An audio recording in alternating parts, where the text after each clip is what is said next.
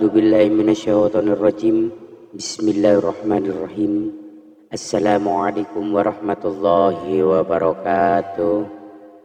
Syukur alhamdulillah kita masih bisa berjumpa lagi di channel ini. Sholawat serta salam selalu dan tetap tercurahkan kepada junjungan kita baginda agung Nabi besar Muhammad sallallahu alaihi wasallam. Allahumma salli ala sayyidina Muhammad wa ala ali sayyidina Muhammad. Harapan dan doa saya, semoga saudaraku semuanya selalu diberikan kesehatan, dilapangkan rezekinya, diampuni segala dosa-dosanya, dan dipanjangkan umurnya. Amin ya rabbal alamin.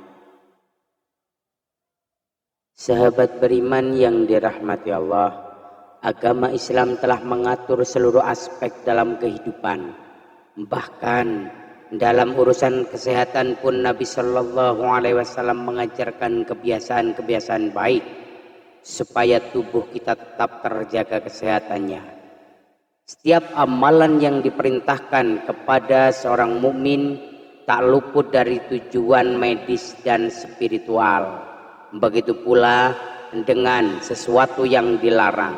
Sebenarnya demi menjaga diri manusia itu sendiri, jika dikaji dengan penelitian ilmiah dan medis, menunjukkan bahwa Allah Subhanahu wa Ta'ala menunjukkan bentuk kasih sayangnya kepada hambanya agar kita sebagai manusia selalu menjaga diri dan tidak menyakiti tubuhnya sendiri.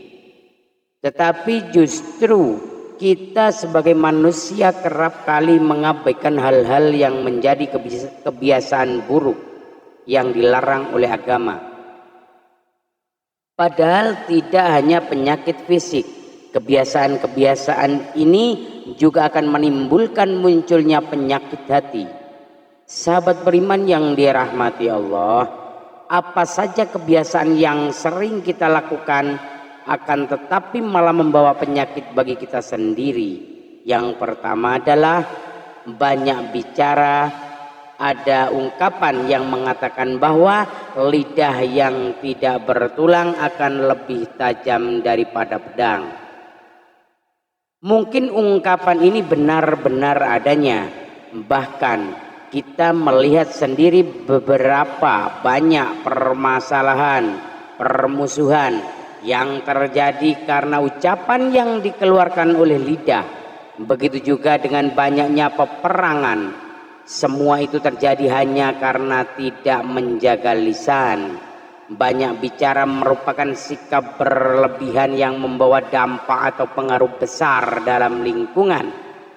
Dari Abu Hurairah radhiyallahu anhu berkata bahwa Rasulullah sallallahu alaihi wasallam bersabda, barang siapa yang beriman kepada Allah dan hari akhir, hendaknya ia berkata yang baik atau diam. Hadis riwayat Bukhari dan Muslim. Rasulullah Shallallahu Alaihi Wasallam sangat mengkhawatirkan umatnya terkena bahaya lidah. Beliau selalu memperingatkan umatnya, jika tidak mampu mengendalikan lidah, lebih baik kita diam. Ini semata-mata hanya untuk menjaga diri dari segala sesuatu yang merugikan. Dalam riwayat hadis yang ditulis oleh Ibnu Majah pernah dijelaskan bahwa Rasulullah Shallallahu Alaihi Wasallam bersabda, tidak ada yang melemparkan manusia ke neraka kecuali hasil yang dipetik dari lidah mereka. Hadis riwayat Ibnu Majah. Dari hadis tersebut bisa kita ambil kesimpulan, lidah membawa dampak besar yang bisa menjerumuskan kita ke dalam jurang neraka.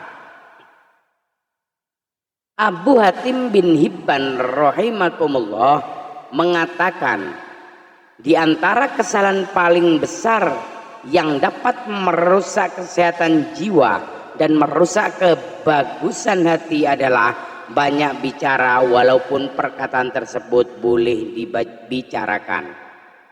Seseorang tidak akan bisa memiliki sifat diam kecuali dengan meninggalkan perkataan yang boleh untuk dibicarakan. Yang kedua adalah banyak tidur. Tidur yang berlebihan juga berpengaruh besar membawa penyakit dalam tubuh manusia. Sudah banyak diteliti oleh para ahli medis yang mengatakan bahwa terlalu banyak tidur bisa menyebabkan berbagai macam penyakit, diantaranya adalah sakit kepala, sakit pinggang, obesitas, gangguan mental, diabetes, bahkan penyakit jantung. Oleh karenanya Rasulullah Shallallahu Alaihi Wasallam mengajarkan umatnya agar tidur sesuai kebutuhan dan tidak berlebih-lebihan. Allah Subhanahu wa Ta'ala berfirman, di dunia mereka sedikit sekali tidur di waktu malam dan selalu memohonkan ampunan di waktu pagi sebelum fajar. Quran surah Az-Zariyat ayat 17-18. Ini artinya kita sangat dianjurkan untuk tidur yang cukup dan bangun malam untuk mengerjakan sholat tahajud, kemudian memohon ampun atas kesalahan dan dosa-dosa kita, karena yang demikian bisa membuat tubuh menjadi lebih segar. Bahkan dalam penelitian ilmiah yang melibatkan lebih dari 1 juta orang mendapat kesimpulan terlalu banyak tidur justru bisa mempersingkat masa hidup. Hal ini disebabkan karena tubuh kurang aktif bergerak sehingga bisa menghambat sirkulasi darah ke seluruh tubuh dan membuat organ-organ tubuh bekerja lebih keras untuk memenuhi kebutuhan dari tubuh kita.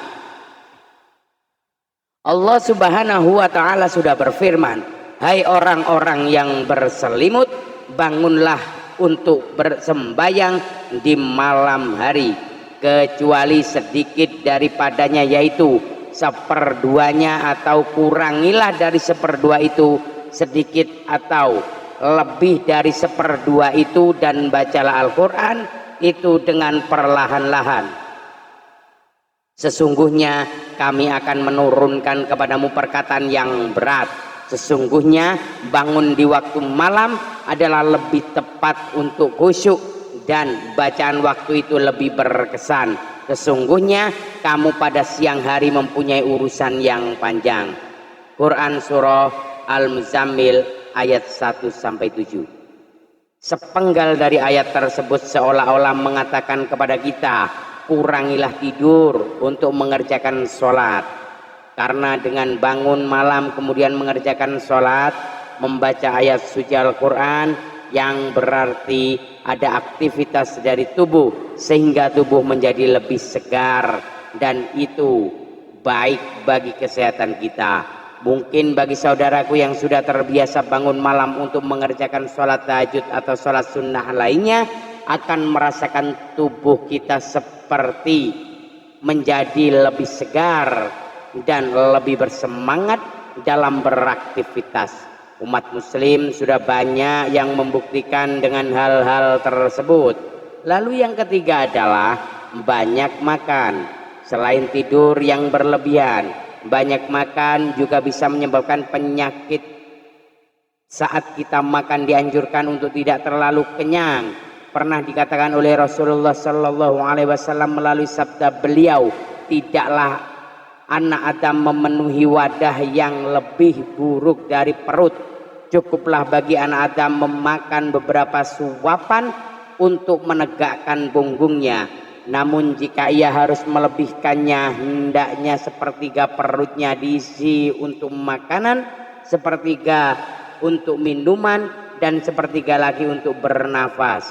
Imam Asy-Syafi'i rahimahullah menjelaskan bahaya kekenyangan karena penuhnya perut dengan makanan. Beliau mengatakan kekenyangan membuat badan menjadi berat, hati menjadi keras, menghilangkan kecerdasan, membuat sering tidur dan lemah untuk beribadah.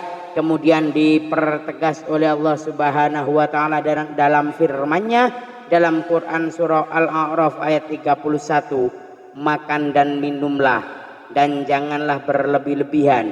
Jika Allah Subhanahu wa Ta'ala melarang makan dan minum yang berlebihan, itu artinya ada dampak buruk yang akan ditimbulkan dari berlebih-lebihan dalam makan maupun minum. Dari segi medis, melalui penelitian ilmiah juga mengatakan bahwa makan yang berlebihan bisa menimbulkan berbagai macam penyakit. Di antaranya adalah obesitas, kolesterol tinggi, mudah lupa, dan lain sebagainya. Oleh sebab itu, mari kita sama-sama mulai menjaga kesehatan yang Allah titipkan kepada kita. Allahu a'lam bissawab. Semoga Allah subhanahu wa ta'ala selalu melimpahkan nikmat dan karunia-Nya kepada kita semua. Amin ya rabbal alamin. Demikian yang bisa saya bagikan, semoga bermanfaat untuk kita semua. Mohon maaf atas segala kekurangan. Usikum wa nafsi bitaqwallah. Wassalamualaikum warahmatullahi wabarakatuh.